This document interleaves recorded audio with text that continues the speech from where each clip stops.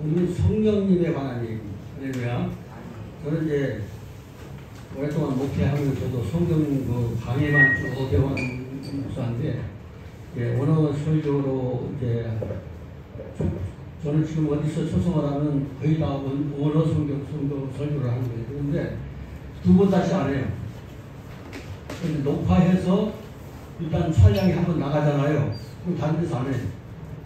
그러니까 계속 다른 거죠. 다른 것을 들을 기회가 없는 것이고, 그리고 이제 어느 교회 초청해서 가면 사실 제가 1년에 100번 나갈 때 우리 저분들 촬영해 주신 목사님들 계시지만은 매주 한 번씩은 나가고, 그 다음에 이제 한두 번씩 꼭 나가거든요. 그래서 개수를 해보면 한 100여 편씩 나갑니다. 그런데 촬영을 아직도 촬영 안 해주시는 교회들이 많아요. 촬영한 거는 안 해요. 근데 이거 오늘 무슨 말씀이냐면은, 그게 처음 들어보는 얘기니까 사람들은 간과다. 아닙니다. 죄송하네. 오늘 얘기는 창세기 1장 2절에 처음으로 성령님이 나와요. 성령님이 나오는데, 성령님이 우주 만물을 창조하신 후에 우주를 품고 계시다고 하는 개념입니다. 우주를 품고 계시다고 하는 거.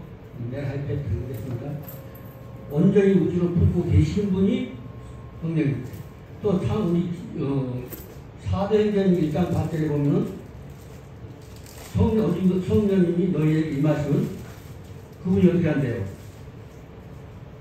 예루살렘과 온 유대와 사마리아 땅 가리로 증인이야. 성령님이 하시는 일은 하나님 말씀, 하나님을 증거하는 일을 하시는구나 라고 하는 것을 깨닫게 되는 것이고, 창세기 7장 8장 계속 나와요. 창세기에서도. 창세기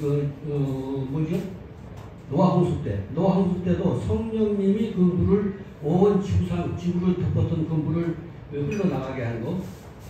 그리고 출애굽기에 나오는 홍해를 가를 때 홍해도 성령님이 가르쳤다고요. 성령님이.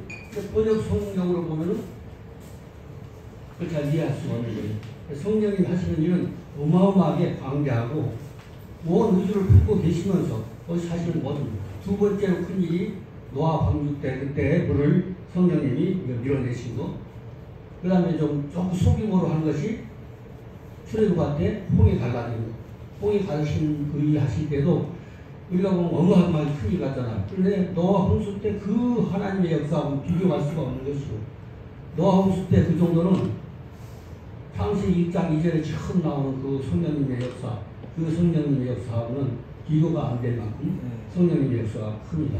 그래서 오늘 이제 성령님이 하시는 일이 아주 귀하기 때문에 요한계시록에서 보니까 오늘은 이제 요한계시록 2장 29절인데 또 토시 하나도 안 틀리고 점 하나도 뭐 하나도 틀리지 않고 3장 6절에도 같이 나오고 3장 13절에도 똑같은 거예요. 하나 그대로 복사판.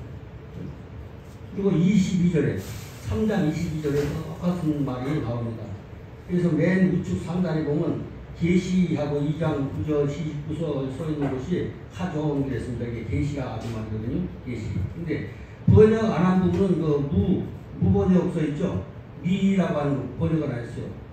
이거 누구든지 그래 그 말이죠. 누구든지 우리 말하고 순서가 다르기 때문에 이 번호대로 해야 맞는 것이고, 히브리어는 원래 그렇게 읽어요. 그 사람들은 이렇게 읽어야 좌측으로 이렇게 읽어야 이해가 가. 근데 우리가 봤을 때는 말이 엉키는 것 같잖아요. 근데 이게 맞습니다. 그래서 누구든지 1번 귀 있는 2번으로 귀 있는 자는 그랬습니다. 그래서 쭉 내려와서 맨 아래쪽 4번에 보니까 성령이 그 다음에 그 좌측에서 맨 좌측에 교회들에게 하시는 말씀을 바로 위에 가운데 들을지어다 세마하죠. 이 세마하고 그랬어요. 이 세마하고 들을지어다 이렇게 했습니다. 이렇게 번역이 된 것이죠. 그럼 번역은 지락 같고, 이게 무슨 얘기냐면 귀 청취하다 듣다 그런 의미를 갖고 있어. 이것도 귀고 양쪽 귀인데 귀를 양쪽 귀를 다 할 때는 오조나임 그래요. 오조나임. 근데 귀 있느라 로 그랬습니다. 로. 우리 한글하고 다른 어느 나라 언어로보다도 한글하고 딱딱 맞아 떨어지기 때문에 로. 앞에 있는 오자 같은 건 니을이고 왼쪽에 작대기 하나 있고 점이 위에 붙어 있죠. 그럼 오가 되거든요. 로야 로. 그러면 이거는 그에게 음을 위하여 그렇게 됩니다. 그리고 그 다음에 3번에 보니까 아셀을 했습니다. 아셀. 그러면 이건 뭐뭐한 사람이나 뭐뭐한 것 할 때 말하는 것이죠. 아셀을 의미합니다. 그러니까 뭐 귀 있는 자, 귀가 있는 모든 자는 말이죠. 그 다음에 4번에 와서 성령님이 창세기 1장 2절에 처음 나오는 성령입니다. 그는 신이, 하나님의 신이 수면에 운행하셨다고 번역을 해버린 거예요. 근데 하나님의 신이 아니라 루하라고 하면 성령입니다. 성령님이 우주를 품고 계셨다 이렇게 말하는 거죠. 근데 하나님의 신이 돛담배처럼 마을버스처럼 운행하시는 게 아니에요. 운행하시는 게 아니고 우주를 품고 계셨단 말이에요. 그러니까 그 영이 말하는 거죠.